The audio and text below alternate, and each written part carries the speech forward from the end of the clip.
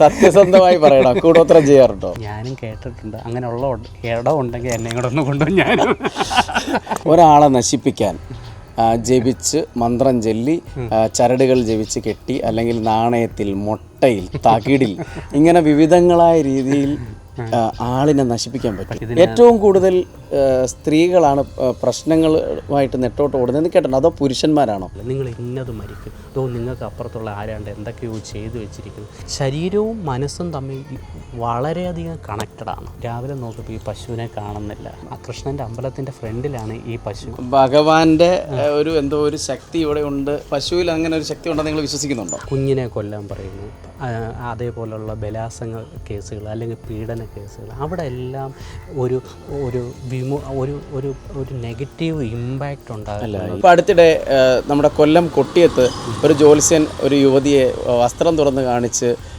ശാരീരിക ബന്ധത്തിന് നിർബന്ധിച്ചു എന്ന് പറഞ്ഞ് വാർത്തകൾ വന്നുകൊണ്ടിരിക്കുകയാണ്. പോലീസ് കേസെടുത്തിരിക്കുന്നു. ഇവിടെ വരുന്ന ഓരോ വ്യക്തികളോടും ഞാൻ പറഞ്ഞു കൊടുക്കാറുണ്ട്, എന്താണ് ജ്യോത്സ്യം എന്നറിഞ്ഞിട്ട് വേണം ജ്യോത്സ്യനെ സമീപിക്കാനെന്ന്. അതാണ് നമ്മുടെ ഈ ശാസ്ത്രത്തിലും ആചാര്യന്മാർ പറഞ്ഞിട്ടുള്ളത്. ഇരുട്ടിൽ കിടക്കുന്ന ഒരുവനെ വെളിച്ചം കാണിച്ചു തരുന്ന ഒരു ഉപാധിയാണ് ജ്യോതിഷം. ഒരു മരുന്ന് നമ്മൾ കൊടുക്കുമ്പോൾ അതിനോടൊപ്പം തന്നെ ഒരു മന്ത്രവും കൂടെ ചൊല്ലിയിട്ടാണ് നമ്മൾ മരുന്ന് എന്ന് പറഞ്ഞാൽ ആ മെഡിസിൻസുകൾ ഏറ്റവും കൂടുതൽ ആ രോഗിക്ക് പെട്ടെന്ന് നമസ്കാരം. പിതാവിൻ്റെ മരണശേഷം കുലത്തൊഴിൽ പിന്തുടരേണ്ടി വന്ന ആയുർവേദ ഡോക്ടറായ ഒരു മകൻ്റെ കഥയുമായിട്ടാണ് ഞാനിന്ന് വന്നിരിക്കുന്നത്. ഒരേ സമയം ആയുർവേദ ഡോക്ടറായും ജ്യോത്സ്യരായും ജോലി നോക്കുന്ന വളരെ വ്യത്യസ്തനായ ഒരു മനുഷ്യൻ. അദ്ദേഹത്തിൻ്റെ ജീവിതകഥ നമുക്കൊന്ന് കാണാം. ആദ്യം ഡോക്ടർ എന്ന നിലയിൽ തുടരാം. ശരിക്കും ആയുർവേദ ഡോക്ടറാണോ അതോ പാരമ്പര്യ ഡോക്ടറാണോ? എന്താണ്? ശരിക്കും ആയുർവേദ ഡോക്ടറാണ്, BMS ഡോക്ടറാണ്. എവിടെയാണ് പഠിച്ചതൊക്കെ? ഞാൻ കർണാടകയിലാണ് പഠിച്ചത്. കർണാടകയിൽ പഠിച്ചതിന് ശേഷം സ്വന്തമായിട്ട് നമ്മൾ ഇവിടെ ഒരു തലവനാട്ട് ആയുർവേദ ചികിത്സാലയം എന്ന് പറഞ്ഞൊരു ക്ലിനിക്കൊക്കെ സ്റ്റാർട്ട് ചെയ്തായിരുന്നു. ഈ ആയുർവേദ ഡോക്ടർ എങ്ങനെ പിന്നെ പെട്ടെന്ന് ഈ ജ്യോത്സ്യരായിട്ട് മാറിയത്? ഇത് ഒന്നാമത്തെ കാര്യം പറയുകയാണെന്നുണ്ടെങ്കിൽ ഇത് നമ്മുടെ ഒരു കുലത്തൊഴിലും കൂടാണ് ഈ ജ്യോതിഷം എന്ന് പറയുന്നത്. ജ്യോത്സ്യമാണോ ജ്യോതിഷമാണോ? ജ്യോതിഷമാണ്. പിന്നെ ഈ ജ്യോത്സ്യർ എന്ന് പറയുന്നത് അത് ജ്യോതിഷം നോക്കുന്ന വ്യക്തിയെ ജ്യോത്സ്യം എന്ന് പറയുന്നത് അറിയത്തില്ല കേട്ടോ, അതുകൊണ്ട്. അപ്പോൾ ജ്യോതിഷം പഠിച്ചിട്ടുണ്ടല്ലേ? ജ്യോതിഷം പഠിച്ച് അപ്പം നമ്മൾ ഈ പറയുന്ന തൊട്ട് കുലത്തൊഴിലായിട്ട് തന്നെ നമ്മൾ ജ്യോതിഷ ഫാമിലിയാണ്. അവിടെ നിന്നാണ് നമ്മൾ കേട്ടും കണ്ടും വളർന്നാണ് നമ്മൾ ഈ ഒരു ലെവലിൽ. ഞാൻ അറിഞ്ഞത് അച്ഛൻ്റെ മരണശേഷമാണ് ഡോക്ടർ ജ്യോതിഷിയായിട്ട് മാറിയതെന്ന്. ഇതിനു മുമ്പ് നമ്മുടെ ഇവിടെ പ്രശ്നമെല്ലാം ജ്യോതിഷം നോക്കിക്കൊണ്ടിരുന്നത് അച്ഛനായിരുന്നു. അച്ഛൻ്റെ മരണശേഷമാണ് ഞാൻ ആ ഒരു ഫീൽഡിലോട്ട്. ഒരു തമാശ രീതി പറയും, പ്രശ്നം നോക്കുന്നതെല്ലാം പ്രശ്നക്കാരാണെന്നും പറഞ്ഞിട്ട് ഒരു പ്രഗത്ഭനായിട്ടുള്ള ഒരു ജ്യോത്സ്യർ പറഞ്ഞൊരു വീഡിയോ ഞാൻ കണ്ടു. ശരിക്കും എന്താണ് പ്രശ്നം നോക്കുക എന്ന് പറഞ്ഞാൽ? പ്രശ്നം നോക്കുക എന്ന് പറയുമ്പോഴത്തേനെ അതിനു മുമ്പൊക്കെ എനിക്ക് പറയാനുള്ളത്, ഇപ്പം നമ്മളെ ഒരു കളിയാക്കുന്ന രീതിയിലൊന്ന് സംസാരിച്ച് ഇതിനകത്ത് എല്ലാവർക്കും ഒരു തെറ്റിദ്ധാരണകളുണ്ട്. ഞാൻ അതിനു മുമ്പ് നമുക്ക് നോർമലായിട്ട് പറയുകയാണെന്നുണ്ടെങ്കിൽ, നിങ്ങൾ വർക്കല പോയിട്ടുണ്ടോ? അല്ലെന്നുണ്ടെങ്കിൽ ഈ പറഞ്ഞ ബീച്ച് സൈഡിലൊക്കെ പോയിട്ടുണ്ട്. അവിടെ എല്ലാം എഴുതി വെച്ചേക്കും ആയുർവേദ ബോഡി മസാജ് സെൻറ്റർ. ശ്രദ്ധിച്ചിട്ടുണ്ടോ? ഇതെല്ലാം അവിടെ നടക്കുന്ന ആയുർവേദ മസാജാണോ അതോ വേറെ എന്തെങ്കിലും ആണോ നടക്കുന്നത്? നിങ്ങൾ അതിനെപ്പറ്റി എപ്പോഴെങ്കിലും അന്വേഷിച്ചു? പോകുന്നവർക്കല്ലേ അറിയാൻ പറ്റുള്ളൂ. ആയുർവേദത്തിൻ്റെ പ്യൂരിറ്റിയാണ് അവിടെ നശിപ്പിക്കപ്പെടുന്നത് എന്ന് പറഞ്ഞു കഴിഞ്ഞാൽ യഥാർത്ഥ ആയുർവേദം എന്താണെന്ന് ആരും തിരിച്ചറിയാതെ പോകുന്നു. അപ്പം സാധാരണ ജനങ്ങളെല്ലാം കാണുമ്പോഴെന്താ അതാണ് ആയുർവേദം. പക്ഷേ യഥാർത്ഥ പ്യൂരിറ്റിയുള്ള ആയുർവേദം എന്താണെന്ന് ജനങ്ങൾക്ക് തിരിച്ചറിയാൻ പറ്റും. ഇതേ ആയുർവേദ മസാജ് ശരിക്കും എത്ര നാൾ കൊണ്ട് പഠിക്കേണ്ട ഒരു കാര്യമാണ്? ഇതിന് നിരവധി തരത്തിൽ ഇപ്പം നമ്മുടെ സർക്കാർ പ്രകാരം ആയുർവേദ കോളേജുകൾ, പ്രൈവറ്റ് ആയുർവേദ കോളേജുകളൊക്കെ ഇതിനൊക്കെ പ്രത്യേക അഫിലിയേഷനുള്ള കോഴ്സുകളും അതോടൊപ്പം തന്നെ അതേപോലെയുള്ള കോളേജസും ഉണ്ട്. ആ രീതിയിലൊക്കെ പോയാണ് ഇത്. അല്ലാതെ ഒരാളുടെ കീഴിൽ നിന്നോ ഇതൊന്നും അല്ല പഠിക്കണം. അതിനകത്ത് ഒരുപാട് തരത്തിലുള്ള കോളേജസും കാര്യങ്ങളും ഇപ്പോൾ അവൈലബിൾ ആണ്. അതായത് മർമ്മങ്ങളെക്കുറിച്ച് പഠിക്കണം, ഞരമ്പുകളെക്കുറിച്ച് പഠിക്കണം, ക്രിയകളെക്കുറിച്ച് പഠിക്കണം, കാലങ്ങളെക്കുറിച്ച് പഠിക്കണം. സയൻസാണ് എല്ലാത്തിനും ആധികാര്യം. അപ്പം ആ സയൻസ് എന്താ, നമ്മുടെ മനുഷ്യ ശരീരത്തിൻ്റെ ഘടന കാര്യങ്ങളെല്ലാം ആധികാരികമായി പഠിച്ചിട്ട് വേണം ഈ ഒരു ബോഡിയിൽ തൊടാനെന്ന് നമ്മുടെ ഗുരുനാഥന്മാർ. ഇപ്പം നമ്മൾ പറയുന്ന പോലെ പല രീതിയിലും നമ്മുടെ ഡെയിലിയുള്ള ന്യൂസിനകത്തൊക്കെ കാണുന്നുണ്ട്. എന്താണ്, കുഞ്ഞിനെ കൊല്ലാൻ പറയുന്നു, അതേപോലുള്ള ബലാത്സംഗ കേസുകൾ അല്ലെങ്കിൽ പീഡന കേസുകൾ, അവിടെ എല്ലാം ഒരു നെഗറ്റീവ് ഇമ്പാക്റ്റ് ഉണ്ടാകില്ല. ഈ ജ്യോതിഷത്തിൻ്റെ മറവിൽ ഒരുപാട് തട്ടിപ്പുകൾ നടക്കുന്നുണ്ടല്ലോ. കാരണം തൻ്റെ മുന്നിലേക്ക് വരുന്ന സങ്കടവും വിഷമവും പറയാനാണല്ലോ ഏറ്റവും കൂടുതൽ നമ്മൾ കണ്ടിട്ടുള്ളത്. ഇപ്പോൾ കൊറോണ സമയത്തൊക്കെ ശരിക്കും ജ്യോതിഷികളെ ഒന്നും കാണാനില്ലായിരുന്നു, ഡോക്ടേഴ്സ് മാത്രമേ ഉള്ളായിരുന്നു. പള്ളികളും അമ്പലങ്ങളും അടച്ചിട്ടിരുന്ന ഒരു സമയമുണ്ട്. പഠിച്ചു വെച്ചിരിക്കുന്ന ഒരാളുടെ മുന്നിലേക്ക് വരുമ്പോൾ ആ ഇരിക്കുന്ന ആൾ ആ സാഹചര്യങ്ങൾ മുതലെടുത്തുകൊണ്ട് ഒരു പക്ഷേ ഇപ്പോൾ ഈ അടുത്ത ഇടയിൽ വരുന്ന വാർത്തകൾ ഒരുപാട് നെഗറ്റീവ് വാർത്തകൾ വരുന്നുണ്ട് ജ്യോതിഷികൾക്കെതിരെ. ഒരിക്കലും അത് തെറ്റാണെന്ന് പറയുന്നില്ല. മിസ്യൂസിങ് ഒരുപാട് കാര്യം മുമ്പ് നമ്മൾ മറ്റേ പറഞ്ഞ പോലെ മിസ്യൂസിങ് കാര്യങ്ങളൊക്കെ ഈ ഒരു ഫീൽഡിൽ ഇഷ്ടം പോലെ ഉണ്ട്. പക്ഷേ അവിടെ എല്ലാം ഈ കളങ്കമായി പോകുന്നത് യഥാർത്ഥ ജ്യോതിഷമാണ്. എന്താണ് ജ്യോതിഷം? അതായത് യഥാർത്ഥ ആയുർവേദവും യഥാർത്ഥ ജ്യോതിഷവും ഒക്കെ ശരിക്കും കളങ്കപ്പെട്ട അവസ്ഥയിലേക്ക് കൊണ്ടെത്തിച്ചിട്ടുണ്ട്. അതാണ് ആൾക്കാർ ഇപ്പം ഒരു ജ്യോതിഷൻ അല്ലെന്നുണ്ടെങ്കിൽ ഇന്നൊക്കെ കേൾക്കുമ്പോഴത്തേന് ആദ്യമേ ഒരു ചിരി അന്നെങ്കിൽ നമ്മുടെ താങ്കൾ തുടക്കത്തിൽ പറഞ്ഞു എന്നെ ഒന്ന് കളിയാക്കിയതാണല്ലോ എന്ന്. അത് കളിയാക്കിയതല്ല, പൊതുജനങ്ങളുടെ ഇടയിൽ സാധാരണക്കാർക്കിടയിൽ ജ്യോതിഷം ഒരു തട്ടിപ്പാണ് എന്നുള്ള രീതിയിൽ ഒരുപാട് ചർച്ചകൾ നടക്കുന്നുണ്ട്. അതിന് ഒരു ഉദാഹരണം ഇപ്പോൾ അടുത്തിടെ നമ്മുടെ കൊല്ലം കൊട്ടിയത്ത് ഒരു ജ്യോത്സ്യൻ ഒരു യുവതിയെ വസ്ത്രം തുറന്ന് കാണിച്ച് ശാരീരിക ബന്ധത്തിന് നിർബന്ധിച്ചു എന്ന് പറഞ്ഞ് വാർത്തകൾ വന്നുകൊണ്ടിരിക്കുകയാണ്. പോലീസ് കേസെടുത്തിരിക്കുന്നു. കൊല്ലം ജില്ലയിൽ തന്നെയാണ്. താങ്കളും കൊല്ലം ജില്ലയിലുള്ളതാണ്. എന്ത് പ്രശ്നം വന്നാലും കൊല്ലം ഉയർത്തിക്കാട്ടി പ്രശ്നക്കാരുടെ ഒരു മേഖലയാണെന്നും പറയുന്നുണ്ട്.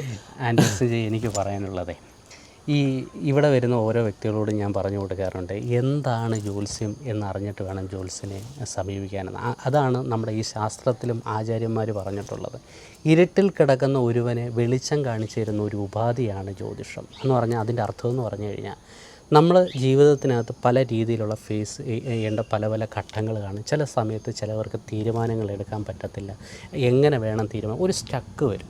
ഈ സമയത്ത് നമുക്ക് ആശ്രയിക്കാൻ പറ്റുന്ന ഒരു ശാസ്ത്രമാണ് ജ്യോതിശാസ്ത്രം. നിരവധി താളിയോല ഗ്രന്ഥങ്ങൾ അല്ലെന്നുണ്ടെങ്കിൽ 200-400 വർഷങ്ങൾക്ക് മുമ്പ് ആചാര്യന്മാർ രചിച്ചു വെച്ചിട്ടുണ്ട് ഇങ്ങനെയുള്ള ശാസ്ത്രം. ഈ ശാസ്ത്രം നമ്മളെല്ലാം മനഃപ്പാഠമാക്കി ഒരു ഗുരുവിൻ്റെ സാന്നിധ്യത്തിൽ ഇതെല്ലാം മനഃപ്പാഠമാക്കിയിട്ടാണ് നമ്മൾ ഈ ഫീൽഡിലോട്ട്. അല്ലാതെ ഒരു ദിവസം കൊണ്ട് കയറിയിരിക്കുന്ന ഒരു ശാസ്ത്രമോ ഒരു കാര്യങ്ങളോ ഇല്ല. ഇതെല്ലാം ഓരോ ഗണിതവും കാര്യങ്ങളും ഇതെല്ലാം പഠിച്ചിട്ടാണ്. ഗണിച്ച് പറയുക എന്നൊക്കെ പറയുമല്ലോ. ഒരു കബഡി പ്രശ്നമാണ് ഞാൻ നോക്കാറുള്ളത്. കബഡിയാണോ കബഡിയാണോ? കബഡി പ്രശ്നം. അപ്പം ആ കബഡി പ്രശ്നമാണ് ഇവിടെ സാധാരണ നമ്മൾ നോക്കാറുള്ളത്. ഈ കബഡി പ്രശ്നമാണ് നമ്മുടെ മുന്നിൽ വരുന്ന ഓരോ വ്യക്തികളെയും കണ്ട് അവരുടെ പേരും നക്ഷത്രവും ഇതെല്ലാം കണക്കാക്കി അവരുടെ ജാതകവും മനസ്സിലാക്കി ഏത് രാശിയിലാണ് ജനിച്ചത് ഇതെല്ലാം കണക്ക് കൂട്ടി അതാണ് ഗണിക്കുക എന്ന് പറയുന്നത്. അവരുടെ ഗ്രഹനില, ദശാപകാരങ്ങൾ ഇതെല്ലാം ഗണിച്ച് ഒരു രാശി കബഡി പ്രശ്നം എടുത്തിട്ടാണ് ഒരാളുടെ ഫലങ്ങൾ പറയുന്നത്. അതിനെയാണ് ഗണിക്കുക. അതെന്ന് പറയുന്നത് ഇതെല്ലാം ഒരു ശാസ്ത്രം തന്നെയാണ്, ഒരു കണക്കാണ്. ഇപ്പം നമ്മൾ ഒരാളുടെ ഭാവിയും ഭൂതവും വർത്തമാനവും ഒക്കെ പറയുകയാണ്. അങ്ങനെ പറയാമല്ലോ അല്ലേ? ഇത് ഞാനൊരു കളിയാക്കി സംസാരിക്കുന്നതല്ല. ഇങ്ങനെയാണ് നമ്മൾ പറഞ്ഞു കേട്ടിട്ടുള്ള അറിവ് വെച്ചിട്ടാണ് ഞാൻ ഇദ്ദേഹത്തോട് സംസാരിക്കുന്നത്. ഇവിടുന്ന് എൻ്റെ സംസാരം കഴിഞ്ഞിട്ട് ഇവിടുന്ന് പോകുമ്പോൾ ഇതെന്താണ് ജ്യോതിഷം എന്ന് അറിഞ്ഞുകൊണ്ട് വേണം സത്യം പറഞ്ഞാൽ ആൻഡേഴ്സൺ ജി ഇവിടുന്ന് ഇറങ്ങി പോകാൻ. അപ്പോൾ ഇത്തരത്തിൽ നമ്മൾ ഗണിച്ച് പറയുന്ന കാര്യങ്ങൾ എത്രത്തോളം സത്യമാകാറുണ്ട്? സത്യമാവാറുണ്ടെന്ന് കറക്റ്റായിട്ട് പണ്ട് ആചാര്യന്മാർ മെൻഷൻ ചെയ്തിരിക്കുന്ന ഒരു ശ്ലോകം നമ്മുടെ മുമ്പിൽ ഒരു രാശി എടുത്തിട്ട് നമ്മൾ ആ പദ്യങ്ങളെല്ലാം മനഃപ്പാഠമാക്കിയതിന് ശേഷം അപ്ലൈ ചെയ്യുക. ആ ഒരു പ്രശ്നത്തിനകത്തോട്ട് നമ്മൾ ഈ പറയുന്ന പ്രമാണങ്ങൾ നമ്മൾ അപ്ലൈ ചെയ്യില്ലേ, നമ്മൾ ഇക്വേഷൻസ് എന്നതിൽ സോൾവ് ചെയ്യുന്ന പോലെ തന്നെ അതേ പാറ്റേൺ തന്നെയാണ് നമ്മൾ ജ്യോതിശാസ്ത്രത്തിനകത്ത് ഇവിടെ ഉപയോഗിച്ച് പോകുന്നത്. പക്ഷേ ചുമ്മാ അതിങ്ങനെ ഒന്ന് കറക്കി നിങ്ങളുടെ ഭൂതം അതാണ്, നിങ്ങളുടെ ഇതാണ് എന്ന് പറയുന്നത് അല്ല ജ്യോതിശാസ്ത്രം. ഒരു രാശി എന്ന് പറഞ്ഞാൽ ജ്യോതിശാസ്ത്രത്തെ ഞാൻ മുമ്പ് പറഞ്ഞില്ലേ, കബഡി നിരത്തി അതിനകത്തുനിന്ന് കിട്ടുന്ന ഒരു ഇത്ര അതൊരു കണക്കുകൂട്ടലാണ്. അതിനെക്കുറിച്ച് പറയുകയാണെങ്കിൽ ഒരുപാട് കാര്യങ്ങൾ എനിക്ക് പറയാനുണ്ട്. പക്ഷേ ആ കണക്കുകൂട്ടി ഒരു രാശി എടുത്തു കഴിഞ്ഞാൽ ആ രാശി കൊണ്ടാണ് അദ്ദേഹത്തിൻ്റെ ഫലങ്ങളൊക്കെ നമ്മൾ പറയുന്നത്. ഇത് പറയുന്നത് എത്രത്തോളം കൃത്യമാകാറുണ്ട്? ഇത് തെറ്റിപ്പോവാറുണ്ടോ? ഇപ്പം രാശിഫലങ്ങൾ തെറ്റാറുണ്ടല്ലോ. ഇപ്പോൾ നമ്മുടെ കൊറോണ സമയത്ത് അതേപോലെ പ്രളയ സമയത്തൊക്കെ ഓരോ ജ്യോതിഷികൾ യൂട്യൂബിലും ഫേസ്ബുക്കിലൊക്കെ പ്രത്യക്ഷപ്പെട്ടിട്ട് പെട്ടെന്ന് ഓരോ ഫലം ഇപ്പോൾ അത് സംഭവിക്കാൻ പോകുന്നു, 2 ദിവസത്തിനകത്ത് ഇപ്പം മഞ്ഞിടിഞ്ഞ് വീഴും, മലയിടിഞ്ഞ് വീഴും എന്നൊക്കെ പറഞ്ഞ് ഒരുപാട് ഉഡായിപ്പ് പേര് ജ്യോതിഷന്മാർ വരുന്നുണ്ട്. ഓരോരുത്തർക്കും ഓരോ തരത്തിലുള്ള അറിവുകളും കാര്യങ്ങളാണ്. ഇപ്പം ആൻഡേഴ്സൻ്റെ ജിയുടെ കൂട്ടുള്ള അറിവുകൾ എനിക്കില്ല.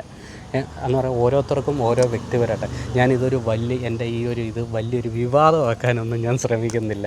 ഞാൻ ആരെയും വളരെ സോഷ്യൽ മീഡിയയൊക്കെ സജീവമായിട്ടുള്ള ഒരു വളരെ പേര് കേട്ട നിങ്ങൾക്ക് പരിചിതമായിട്ടുള്ള ഒരു ജ്യോതിഷി പലപ്പോഴും പറയാറുണ്ട് ജ്യോതിഷത്തിൽ ഒരുപാട് തട്ടിപ്പുകളുണ്ട്. അദ്ദേഹം തന്നെ പല വീഡിയോകളിലും പറഞ്ഞ് ഞാൻ കേട്ടിട്ടുണ്ട്. തട്ടിപ്പില്ലെന്ന് ഒരിക്കലും പറയാത്ത ഏതൊരു ശാസ്ത്രത്തിനകത്ത് നിങ്ങൾ നമ്മുടെ മുമ്പിലുള്ള ഏതൊരു ശാസ്ത്രം എടുത്താൽ ആ ശാസ്ത്രത്തിനകത്ത് പോസിറ്റീവ് ഇതുമുണ്ട്, നെഗറ്റീവ് ഇതുമുണ്ട്. ഈ നെഗറ്റീവ് എന്നാണ് ഇപ്പം നിങ്ങൾ ഈ ഓമന പേര് പറഞ്ഞ തട്ടിപ്പെന്ന് പറഞ്ഞത്. അപ്പോൾ താങ്കൾ ശരിക്കും ആയുർവേദം പഠിച്ചിട്ടുള്ള ആയുർവേദ വിധിപ്രകാരവും അല്ലാതെയും പാരമ്പര്യമായിട്ടും ഒക്കെ പഠിച്ചിട്ടുള്ള ആളാണ്. കോളേജിലും ആയുർവേദ കോളേജിലും പഠിച്ചിട്ടുള്ള ഒരു ജ്യോതിഷനാണ്. അന്വേഷിച്ചപ്പോൾ അറിയാൻ കഴിഞ്ഞത് താങ്കളുടെ അപ്പനപ്പൂപ്പന്മാർ മുത്തച്ഛന്മാരൊക്കെ പേര് കേട്ട വിഷവൈദ്യന്മാരായിരുന്നു എന്ന് കേട്ടിട്ടുണ്ട്. ആ ഒരു പരമ്പരയിൽ നിന്നാണ്, വൈദ്യ പരമ്പരയാണ്, വൈദ്യകുലമാണിത്. അതിനുശേഷം വളരെ അടിത്തറയുള്ള വൈദ്യകുലമാണ്. പിന്നെന്താണ് ഈ അതുമായി ബന്ധപ്പെട്ട് ചോദിച്ചോട്ടെ, ഒരു സംശയമാണ്. വൈദ്യകുലവും ഇതും പറഞ്ഞു, ജ്യോതിഷവും പറഞ്ഞു. അപ്പോൾ ഇവിടെ ഇത് കാണുന്ന ഒരു അമ്പലമാണല്ലോ. ഇത് ഒരു അമ്പലം എന്നുള്ളൊരു കൺസെപ്റ്റ് അല്ല. ഇത് പണ്ട് തൊട്ടേ കാരണവന്മാരെ ആചരിച്ചു പോന്നിരുന്ന ഒരു തലമുറയായിട്ട് ആചരിച്ചു പോകുന്ന ഒരു ദേവസന്നദ്ധിയാണ്. ഇവിടെ യോഗീശ്വരനാണ് മെയിനായിട്ടുള്ള പ്രതിഷ്ഠാ കാര്യങ്ങളൊക്കെ നടത്തുന്നത്. അദ്ദേഹത്തിനെ നമ്മളൊരു ഗുരുസ്ഥാനീയനായിട്ടാണ് കാണുന്നത്. പ്രതിഷ്ഠയാണ്. അഷ്ടബന്ധ രീതിയിൽ തന്നെയാണ് ഇവിടെ യോഗീശ്വര സാന്നിധ്യം. ഈ അഷ്ടബന്ധ രീതിയിൽ നടത്താറുണ്ടോ? പിന്നെ വാർഷികമായിട്ട് നമ്മൾ ഉത്സവവും കാര്യങ്ങളൊക്കെ. ഈ യോഗീശ്വര സ്വാമിക്ക് അഷ്ടബന്ധമുള്ള പ്രതിഷ്ഠ ചെയ്തിരിക്കുന്ന ക്ഷേത്രമെന്ന് ഞാൻ പറയുന്നില്ല, ദേവസന്നിധികൾ വളരെയധികം കുറവാണ്. ഇവിടെ അഷ്ടബന്ധം എന്നുള്ള രീതി കൺസെപ്റ്റിലാണ് ഇവിടെ പ്രതിഷ്ഠ ചെയ്തിരിക്കുന്നത്. എത്ര നാളായി ഇത്തരത്തിലൊരു ഇതിന് പൂർവികമായിട്ട് ഒരുപാട് വർഷത്തെ ചരിത്രമുണ്ട്. പക്ഷേ അതിൻ്റെ പുനഃപ്രതിഷ്ഠയിലേക്ക് വന്നത് 2006 പുനഃപ്രതിഷ്ഠയിലേക്ക് ഇതിനെ കൊണ്ടുവന്നത്. ഏകദേശം ഒരു കൊറോണ സമയം വരെയും ഡോക്ടറായിട്ട് തന്നെ നിലനിന്നിരുന്ന ഒരു ഹോസ്പിറ്റലായിരുന്നു. അച്ഛൻ്റെ മരണശേഷമാണ് ഞാൻ ജ്യോതിഷത്തിലേക്ക് വന്നത്. അച്ഛൻ്റെ മരണശേഷം ഈ കൊറോണ വന്നാണ് അച്ഛൻ മരിച്ചത്. ആ കൊറോണ വന്നതിന് ശേഷം അതിൻ്റെ ആ ഒരു ഇമ്പാക്റ്റ് ആകുന്നതിന് ശേഷം നിരവധി ആൾക്കാർ അച്ഛൻ മരിച്ചെന്ന് ആരും അറിയുന്നില്ല. നിരവധി പേര് ആൾക്കാർ അച്ഛനെ അന്വേഷിച്ച് ഉണ്ടായി. ആ സമയത്തെല്ലാം നമുക്കൊരു ദുഃഖം. ഈ ആൾക്കാരെ എല്ലാം നമ്മൾ പല സെലിബ്രിറ്റികളും രഹസ്യമായിട്ട് വന്നിരുന്ന സ്ഥലമാണല്ലേ, രാഷ്ട്രീയക്കാരുൾപ്പെടെ. അത് പറയാൻ പറ്റില്ലല്ലേ? ഞാൻ വെളിപ്പെടുത്തുന്നില്ല. അതെല്ലാം ഓരോരുത്തരുടേതായ രഹസ്യങ്ങളായിട്ടുള്ള പല രാഷ്ട്രീയ പാർട്ടിയിലുള്ള വലിയ വലിയ ആളുകൾ വന്നിരുന്ന് ജ്യോതിഷം രഹസ്യമായിട്ട് നോക്കിയിരുന്ന സ്ഥലമാണെന്നുകൂടെ ഞാൻ കേട്ടിട്ടുണ്ട്. അതൊന്നും ഞാൻ വെളിപ്പെടുത്തുന്നില്ല. ഞാൻ പറഞ്ഞില്ല, ഈ ഒരു ഇൻ്റർവ്യൂ ഒരു വലിയ വിവാദമാക്കാനൊന്നും ഞാൻ താല്പര്യപ്പെടുന്നില്ല. ഈ TSCയിലേക്ക് വരും. എന്താണ് ഈ TSC? ഇതൊരു ഷോർട്ട് ഫോമാണ്. തലവനാട്ട് ആയുർവേദ ചികിത്സാലയം എന്ന് പറഞ്ഞാൽ ഞാൻ ആൻഡേഴ്സൺ ചെയ്ത് മുമ്പേ പറഞ്ഞിട്ട് തുടക്കത്തിൽ ആയുർവേദം മാത്രമായിരുന്നു ഞാനിവിടെ ചെയ്തുകൊണ്ട്. ആ ടൈമിലാണ് ടാക്ക് എന്നാണ് പറയുന്നത്, തലവനാട്ട് ആയുർവേദ ചികിത്സാലയം. അതിനുശേഷം ജ്യോതിഷം തുടങ്ങി. ഇപ്പോൾ ഇതിനകത്ത് വേറൊരു ഇമ്പോർട്ടൻസ് പറയാനുള്ളത്, ഞാൻ ഈ ജ്യോതിഷവും ആയുർവേദത്തിലോട്ട് വരാൻ, ഈ ആയുർവേദം ജ്യോതിഷവും തമ്മിൽ വളരെയധികം അഭേദ്യമായിട്ടുള്ള ബന്ധമുണ്ട്. അത് ചിലപ്പം ഈ ഒരു പ്രേക്ഷകരിൽ ആയുർവേദത്തിനെ പറ്റി കൂടുതൽ മനസ്സിലാക്കുന്നവർക്ക് ചിലപ്പോൾ ഞാൻ പറയുന്ന കാര്യങ്ങൾ മനസ്സിലാക്കാൻ പറ്റും. നമ്മൾ ആയുർവേദം പഠിക്കുമ്പോൾ 2 രീതിയിലുള്ള ചികിത്സാവിധികളാണ് ആയുർവേദത്തിലുള്ളത്. ഒന്ന് യുക്തി വ്യാപാശ്രയ ചികിത്സയും ദൈവവ്യാപാശ്രയ ചികിത്സയും. ഈ യുക്തി വ്യാപാശ്രയ ചികിത്സയാണ് നോർമലി ഇപ്പം ഡോക്ടേഴ്സ്മാരെല്ലാം ചെയ്യുന്ന. ഒരു രോഗി വന്ന് അതിനെ അസസ്മെൻറ്റ് ചെയ്ത് അതിനുള്ള മരുന്നുകൾ. പണ്ടത്തെ കാലത്ത് നിങ്ങൾ പറഞ്ഞു കേട്ട ചിലപ്പം ആൻഡേഴ്സൺ ജിക്ക് അറിയായിരിക്കും, വിഷചികിത്സ ചെയ്യുക. ഒരു മരുന്ന് നമ്മൾ കൊടുക്കുമ്പോൾ അതിനോടൊപ്പം തന്നെ ഒരു മന്ത്രവും കൂടെ ചൊല്ലിയിട്ടാണ് നമ്മൾ മരുന്ന് എന്ന് പറഞ്ഞാൽ ആ മെഡിസിൻസുകൾ ഏറ്റവും കൂടുതൽ ആ രോഗിക്ക് പെട്ടെന്ന് ആ രോഗങ്ങൾ മാറുന്നതായിട്ട് കണ്ടിട്ടുണ്ട്. അതേപോലെ തന്നെ ഇപ്പോഴത്തെ മോഡേൺ കൾച്ചറിലുള്ള ഡോക്ടേഴ്സ്, ചില സർജന്മാർ, ഞാൻ ഇന്ന ആളെന്നൊന്നും ഞാൻ പറഞ്ഞില്ല, സർജൻസ്മാർ നമ്മളോട് വിളിച്ച് ചോദിക്കും, ഇതൊരു മേജർ ഓപ്പറേഷൻസാണ്, അപ്പം ആരെയും ഒന്ന് ഭജിച്ചിട്ട് നമുക്കൊന്ന് കയറണം എന്ന് പറഞ്ഞാൽ അവിടെ മരുന്നും മന്ത്രവും എന്നുള്ള ഒരു കൺസെപ്റ്റാണ് അവിടെ അപ്ലൈ ആവുന്നത്. ആ ഒരു കാഴ്ചപ്പാടിലാണ് ആയുർവേദം ദൈവവ്യാപാശ്രയും യുക്ത എന്ന് പറഞ്ഞാൽ. ദൈവവ്യാപാശ്രയം എന്ന് പറഞ്ഞാൽ നമ്മളൊരു ഗോഡിനെ മുൻനിർത്തുക, അത് അവിടെ മന്ത്രമാണ് നമ്മൾ യൂസ് ചെയ്യുന്നത്. അതോടൊപ്പം തന്നെ മരുന്നും. അതായത് ഒരാളെ രക്ഷപ്പെടുത്താൻ വേണ്ടി നമുക്ക് മന്ത്രങ്ങൾ ഉപയോഗിക്കാം. അതേപോലെ തന്നെ കൂടോത്രം, അതിലേക്ക് വരാം. ഞാൻ കേട്ടിട്ടുള്ളതാണ്, ഒരാളെ നശിപ്പിക്കാൻ ജപിച്ച് മന്ത്രം ചൊല്ലി ചരടുകൾ ജപിച്ച് കെട്ടി, അല്ലെങ്കിൽ നാണയത്തിൽ, മുട്ടയിൽ, തകിടിൽ, ഇങ്ങനെ വിവിധങ്ങളായ രീതിയിൽ ആളിനെ നശിപ്പിക്കാൻ പറ്റും. പക്ഷേ ഞാനും കേട്ടിട്ടുണ്ട് അങ്ങനെയുള്ള ഇടം ഉണ്ടെങ്കിൽ എന്നെ കൂടെ ഒന്ന് കൊണ്ടുപോയി ഞാനും സത്യസന്ധമായി പറയണം, കൂടോത്രം ചെയ്യാറുണ്ടോ? പക്ഷേ എന്താണ് കൂടോത്രം? ഈ കൂടുപാത്രം എന്ന് പറയുമ്പോൾ കൂടുപാത്രമാണ്, കൂടോത്രം എന്നാണ്. എന്താണത്? എന്ത് പാത്രമാണെന്നുള്ളത് പ്രേക്ഷകരോടൊന്ന് പറയണം. എനിക്ക് തോന്നുന്നു അതിൻ്റെ ഒരു ഡെഫിനേഷൻ ഈ ഇടയ്ക്ക് എൻ്റെ ഒരു പ്രിയ സുഹൃത്ത് ഹരിപത്മനാപുരം എന്ന് പറഞ്ഞാൽ, ഞാൻ മെൻഷൻ ചെയ്യുമല്ല, ഇതിനെപ്പറ്റി ഒരു ഡിസ്ക്രിപ്ഷൻ കൊടുത്തിട്ടുണ്ട്. ആ വീഡിയോ നിങ്ങൾ എല്ലാവരും പോയെന്ന് കാണണം. അതിനകത്ത് ആ ഡെഫിനേഷൻ കൊടുത്തിട്ടുണ്ട്. സത്യം എന്താണ് ശരിക്കും കൂടോത്രം? എന്താണ്? ഒരാളുടെ ജീവിതം പ്രാർത്ഥനകൾ കൊണ്ട് ഒരാളെ നശിപ്പിക്കാൻ പറ്റുമോ? മന്ത്രങ്ങൾ കൊണ്ട് ഒരാളെ തകർക്കാൻ പറ്റുമോ? അതിനകത്തൊരു ഡെഫിനിഷൻ ഞാൻ ആയുർവേദത്തിൽ നിന്ന് കടമെടുത്ത് പറയുക. നമുക്ക് ദോഷങ്ങളെന്ന് പറഞ്ഞു കഴിഞ്ഞാൽ നമ്മുടെ ഈ പറയുന്ന ബോഡിയിലുണ്ടാകുന്ന നെഗറ്റീവ് അപ്രോച്ച് 2 രീതിയിലാണ്, മാനസികവും ശാരീരിക ദോഷങ്ങളും. ഈ ഒരാൾക്ക് മാനസികമായിട്ട് അദ്ദേഹത്തിനെ പല രീതിയിലും തകർത്ത് കഴിഞ്ഞാൽ അത് ഏറ്റവും കൂടുതൽ ഇമ്പാക്റ്റ് ഉണ്ട്, അല്ലെങ്കിൽ ഏറ്റവും കൂടുതൽ ബാധിക്കുന്ന എവിടെയാണെന്ന് ചോദിച്ചു കഴിഞ്ഞാൽ ശാരീരികമായിട്ടാണെന്ന് പറയും. അപ്പം ശരീരവും മനസ്സും തമ്മിൽ വളരെയധികം കണക്റ്റഡാണ്. അതാണ് നിന്നെ ആ രീതിയിൽ ഞാൻ നശിപ്പിച്ചു കളയും. ആ രീതി ചിലവർക്ക് അതിനെ ഓവർകം ചെയ്യാൻ പറ്റും, ചിലവർക്ക് അതിനെ ഓവർകം ചെയ്യാം. ഈ പണ്ടുള്ളവരൊക്കെ പറയത്തില്ല, മനസ്സിനൊരു ശുദ്ധതയില്ല, അല്ലെങ്കിൽ മനസ്സിന് കട്ടിയില്ലാത്തവനോട് ഇങ്ങനെയൊക്കെ പറഞ്ഞു കഴിഞ്ഞാൽ അവൻ നോർമലി മനസ്സുകൊണ്ട് തന്നെ അങ്ങ് തകരും. അതായത് ശരിക്കും പറഞ്ഞാൽ ഇതിൻ്റെ സത്യമെന്ന് പറയുന്നത്, ഇപ്പം നിന്നെ ഞാൻ കൊല്ലും എന്ന്, നിന്നെ കൊല്ലാൻ വരികയാണ് എന്ന് പറയുമ്പോൾ അവൻ്റെ ഉള്ളിൽ ഒരു പേടി തുടങ്ങി. നിന്നെ ഞാൻ നശിപ്പിക്കാൻ വരികയാണ്, നിന്നെ ഞാൻ നശിപ്പിക്കും, മൊട്ടയിൽ ചെയ്തിട്ടുണ്ട്, ഇന്ന രീതികളിൽ ചരട് ജപിച്ചിട്ടുണ്ട്, കോഴിയുടെ തല അറുത്ത് അതിൻ്റെ രക്തം ഉപയോഗിച്ച് നിന്നെ ഞാൻ കൊല്ലാൻ ശ്രമിച്ചിട്ടുണ്ട്, അതിന് നിനക്കുള്ള പണി തന്നിട്ടുണ്ട് എന്ന് പറയും. ഈ പറച്ചിലാണ് ശരിക്കും ആളുകളെ ഭയങ്കര പാനിക്കാക്കും. ആളുകളെ പാനിക്കാക്കി ഭീതിപ്പെടുത്തുക എന്നുള്ളത്, അതായത് ഭയപ്പെടുത്തുക എന്നോ, അതായത് കൂടോത്രം പോലെയുള്ള പേരുകൾ ഉപയോഗിച്ച് മന്ത്രങ്ങൾ ജപിക്കുന്നു എന്ന് പറഞ്ഞ് ഭയപ്പെടുത്തുക എന്നുള്ള ഒരു ഒറ്റ ലക്ഷ്യം മാത്രമല്ല ഇതിന് പിന്നിലുള്ളൂ. ഏറ്റവും ഒരു ഉദാഹരണം പറഞ്ഞിട്ടെ, ഇവിടെ വന്നവർ പല ആൾക്കാരും പറയും, ഡോക്ടറെ എനിക്ക് ശത്രുതയുണ്ടോ, എനിക്ക് ശത്രുത ദോഷങ്ങളുണ്ടോ, അല്ലെങ്കിൽ മറ്റുള്ള. അപ്പം ഞാൻ ഇവരോട് തൊഴിലുകൊണ്ട് ഞാൻ പറയേ, എൻ്റെ ഇതിനകത്ത് ഞാനൊരു ശാസ്ത്രമാണ് പറയുന്നത്. ഇതിനകത്ത് എന്തെങ്കിലും തരത്തിലുള്ള നെഗറ്റീവുകൾ, ഈ നെഗറ്റീവ് എന്ന് പറഞ്ഞ ഉദ്ദേശമെന്ന് പറഞ്ഞു കഴിഞ്ഞാൽ ഈ ശാസ്ത്രീയമായിട്ട് ശത്രുദോഷ സമ്പ്രദായത്തിൽ എന്തെങ്കിലും ഉണ്ടെങ്കിൽ മാത്രമേ ഞാൻ അങ്ങനെ പറയത്തുള്ളൂ. ഈ ജ്യോതിശാസ്ത്രം എന്ന് പറഞ്ഞത് നിങ്ങളെ പേടിപ്പിക്കാനുള്ളൊരു ശാസ്ത്രമല്ല. നിങ്ങൾ ഇന്നത് മരിക്കും, നിങ്ങൾക്ക് അപ്പുറത്തുള്ള ആരാണ്ട് എന്തൊക്കെയോ ചെയ്തു വെച്ചിരിക്കുന്നു, ഇതൊക്കെ എന്ന് പറഞ്ഞാൽ ജനങ്ങളെ നമ്മൾ എന്താണ് പരിഭ്രാന്തരാക്കുന്ന, ഈ പാനിക്ക് ആക്കിയാണ് മറ്റുള്ള ആൾക്കാരെല്ലാം ജനങ്ങളെ ചൂഷണം ചെയ്യുക എന്നുള്ള ഒരു അടിസ്ഥാന തത്വത്തിലെത്ത്. മറ്റൊരു കാര്യം ചോദിക്കുന്നു, ശരിക്കും പുരുഷന്മാരാണോ ജ്യോത്സ്യരുടെ അടുത്ത് കൂടുതൽ വരുന്നത്, സ്ത്രീകളാണോ? ഇതൊരു വല്ലാത്ത ചോദ്യം. അല്ല, അറിയണം. ഏറ്റവും കൂടുതൽ സ്ത്രീകളാണ് പ്രശ്നങ്ങളുമായിട്ട് നെട്ടോട്ട് ഓടുന്നതെന്ന് കേട്ടോ, അതോ പുരുഷന്മാരാണോ?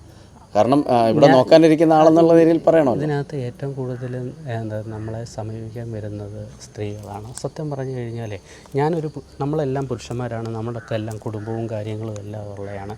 നമ്മളെല്ലാം രാവിലെ ജോലിക്ക് ഇറങ്ങുന്നു, അല്ലെങ്കിൽ പലതരത്തിലുള്ള ജോലികളും കാര്യം. പക്ഷേ ഇതിനെ എല്ലാം ഒരു ചെയിൻ പോലെ കൂട്ടി യോജിപ്പിക്കാൻ ഏറ്റവും ഉത്തമമായിട്ടുള്ളതെന്ന് പറഞ്ഞാൽ ഒരു സ്ത്രീയാണ്. ഒരു സ്ത്രീ വിചാരിച്ചു കഴിഞ്ഞാൽ ആ കുടുംബം നല്ല രീതിയിൽ മുന്നോട്ട് പോകും. അപ്പം ഒരു പുരുഷനേക്കാൾ ഏറ്റവും കൂടുതൽ ഒരു കുടുംബത്തിനെ പറ്റി ആങ്സൈറ്റി അല്ലെങ്കിൽ ഒരു ടെൻഷനുള്ളത് സ്ത്രീക്ക്. അതുകൊണ്ടാണ് സ്ത്രീകൾ ഏറ്റവും കൂടുതൽ ഈ ഒരു ശാസ്ത്രത്തെ ആശ്രയിക്കും. എൻ്റെ ഒരു അറിവ് വെച്ച് ഞാൻ പറഞ്ഞതാണ്. അതായത് അമ്മാവിയമ്മയ്ക്കെതിരെ മരുമകളും മരുമകൾക്കെതിരെ അമ്മാവിയമ്മയും, ഇവർ രണ്ടു കൂട്ടരും ഒരേ സമയം വന്ന് എന്തെങ്കിലും സംഭവങ്ങൾ ഉണ്ടായിട്ടുണ്ടോ?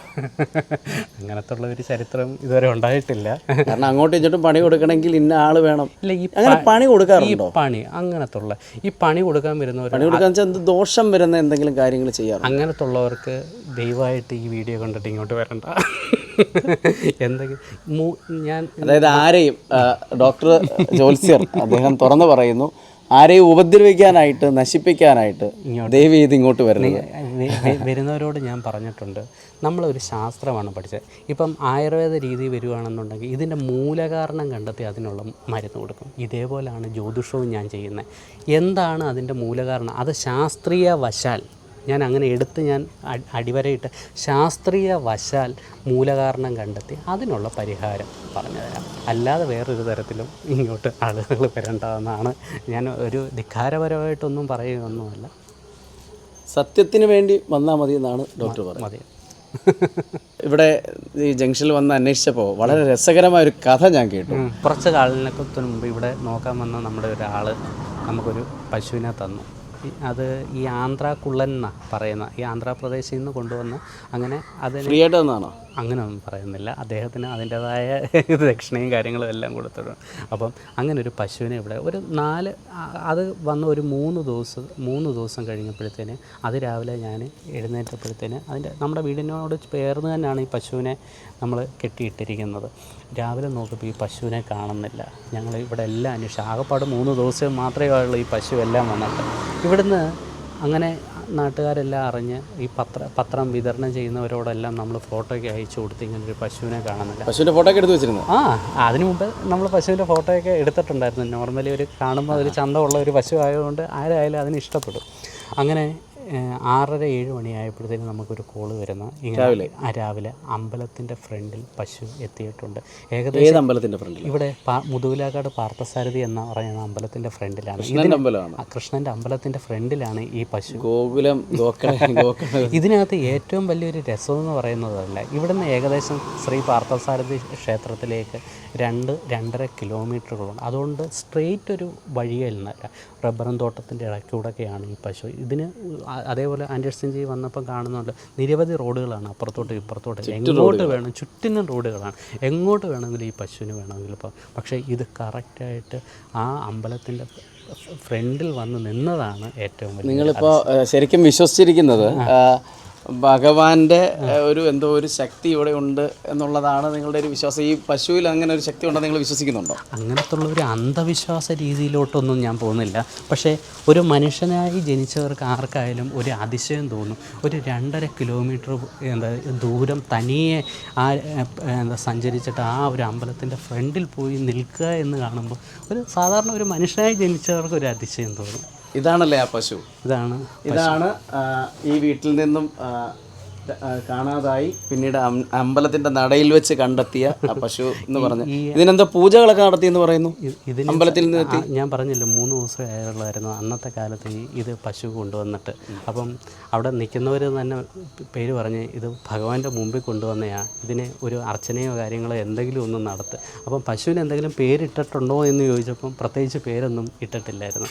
അപ്പം അവിടെ നിൽക്കുന്നവരെല്ലാവരും കൂടെ പശുവിനൊരു പേരിട്ട് രുക്മിണി എന്ന്, കൃഷ്ണൻ്റെ രുക്മിണി എന്ന് പേരിട്ട്. അപ്പം നാളെ എന്താണെന്ന് ചോദിച്ചപ്പോഴത്തേന് എന്താണ് ഭഗവാന്റെ നക്ഷത്രമായ ഇത് കണ്ടില്ലേ, ഭഗവാന്റെ നക്ഷത്രമായ രോഹിണി നക്ഷത്രം. അങ്ങനെ ഇവള് രോഹിണി നക്ഷത്രത്തിൽ ജനിച്ച രുക്മിണി എന്ന് പേര് വന്നു. വളരെ ഇണങ്ങിയ പശുവാണല്ലേ, നിങ്ങളോട് നല്ല അടുപ്പം കാണിക്കുന്നത്. നല്ല ഇതാണ് നമ്മളോട്. ഇതൊരു ആന്ധ്രാക്കുള്ളൻ എന്ന് പറഞ്ഞ ഒരു രീതിയിലുള്ള ഒരു പശുവാണ്. ശരിക്കും ഇതൊരു ഗോകുലമായി മാറുന്നു അല്ലേ? ഭഗവാന്റെ അനുഗ്രഹം ഉണ്ടായാൽ ഗോകുലമാക്കാം. അപ്പോൾ ഡോക്ടർ കിഷോർ ജി കൃഷ്ണൻ, അദ്ദേഹം ജ്യോത്സ്യരാണ്. അദ്ദേഹത്തിൻ്റെ വിശേഷങ്ങളാണ് പറഞ്ഞത്. അദ്ദേഹത്തിൻ്റെ ഒരു പശുവിൻ്റെ വിശേഷങ്ങളും പറഞ്ഞു. അപ്പോൾ അദ്ദേഹം വിശ്വസിക്കുന്നു ഈ വീട്ടിൽ വളരെ വലിയൊരു ശക്തിയുണ്ട്. കാരണം തലമുറകളായി കൈമാറി വന്ന ഒരു പാരമ്പര്യത്തിൻ്റെ തുടർച്ചയാണ് ഇദ്ദേഹം. അതിൻ്റെ മൂലസ്ഥാനത്ത് യോഗീശ്വര സ്വാമിയെ കുടിയിരുത്തി പ്രാർത്ഥനകളും മരുന്നും മന്ത്രവുമൊക്കെയായി അദ്ദേഹം മുന്നോട്ട് പോവുകയാണ്. അപ്പോൾ ഇത് വളരെ വ്യത്യസ്തമായിട്ടുള്ള ഒരു കാഴ്ചയായിട്ട് എനിക്ക് തോന്നി. അതുകൊണ്ടാണ് ഞാനിത് പ്രേക്ഷകരിലേക്ക് എത്തിച്ചത്. ഡോക്ടർക്ക് വേറെ എന്തെങ്കിലും പറയാനുണ്ടോ? ഇത്രയും ദൂരം വന്നിട്ട് നമ്മുടെ ജ്യോതിഷാലയത്തിൻ്റെ ഉള്ളൊന്നും നിങ്ങൾ കണ്ടില്ല. തീർച്ചയായിട്ടും നമുക്ക് ഇവരുടെ ആശുപത്രിയും ജ്യോതിഷാലയത്തിൻ്റെ ഉൾവശവും ഒന്ന് കണ്ടിട്ട് വരാം. ആൻഡേഴ്സൺ വന്നാട്ടെ. നേരത്തെ ഇത് ക്ലിനിക്ക് മാത്രമായിരുന്നു, ഇപ്പം ഇത് ക്ലിനിക്ക് പ്ലസ് ജ്യോതിഷാലയം കൂടാണ്. അതാണ് നമ്മൾ മുമ്പേ പറഞ്ഞ കുട്ടൻ വൈദ്യൻ അപ്പൂപ്പൻ DC സെക്രട്ടറി. ഇത് വൈഫിൻ്റെ അച്ഛനാണ്, ആറ്റുവാശ്ശേരി ഈ ഭാസ്കരൻ ജ്യോത്സ്യർ, അവരുടെയൊക്കെ ഫോട്ടോസും കാര്യങ്ങളൊക്കെയാണ്. ഭാര്യയുടെ അച്ഛനാണ്. ഇത് ഭാര്യയുടെ അച്ഛൻ്റെ അച്ഛൻ. അത് ഭാര്യയുടെ അച്ഛൻ. ഭാര്യയുടെ അച്ഛൻ്റെ ഫോട്ടോ അകത്തുണ്ട്. അദ്ദേഹം മുരളീധരൻ ജ്യോത്സ്യർ, കൊല്ലത്തെ പ്രഗത്ഭനായ ഒരു ജ്യോത്സ്യനായിരുന്നു അച്ഛൻ. അദ്ദേഹം മുരളീധരൻ ജ്യോത്സ്യർ. ഇത് നമ്മുടെ കൺസൾട്ടൻ്റ് റൂമാണ്. ഇവിടെ തൊട്ടടുത്ത് തന്നെയാണ്. ഇതിനകത്ത് കൺസൾട്ടൻ്റ് റൂമാണ്. ഇതാണ് ജ്യോതിഷാലയം ബാ.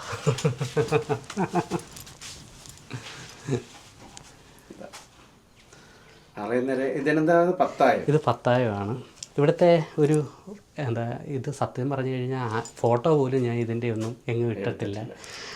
ഇതിനൊരു പ്രത്യേകത ഉണ്ട്. പഴയ രീതിയിൽ ഇതാണ് നമ്മൾ മുമ്പേ പറഞ്ഞ കബഡി പ്രശ്നം എന്ന് പറയുന്ന പ്രശ്നപ്പലകയും. ഇത് കൂടാതെ തന്നെ നമുക്ക് ചില വിഷയങ്ങൾ ഇച്ചിരി ഞാൻ മുമ്പേ പറഞ്ഞില്ലേ, ശാസ്ത്രീയമായിട്ട് ഇച്ചിരിയും കൂടെ അഗാധമായി ചിന്തിക്കുന്ന, ഇത് ഒരു പത്തായത്തിൻ്റെ പുറത്ത് വഹിക്കുന്ന രാശി ചക്രം എന്നുള്ള രീതിയാണ് ഇത് ഒരു വ്യത്യസ്തമായിട്ടാണ് നമ്മൾ ഇത് നേരത്തെ പൂർവികർ ചെയ്തുകൊണ്ടിരുന്ന ഒരു സംഭവമാണ്. ഒരു വ്യത്യസ്തമായിട്ടാണ് ചെയ്യുന്നത്.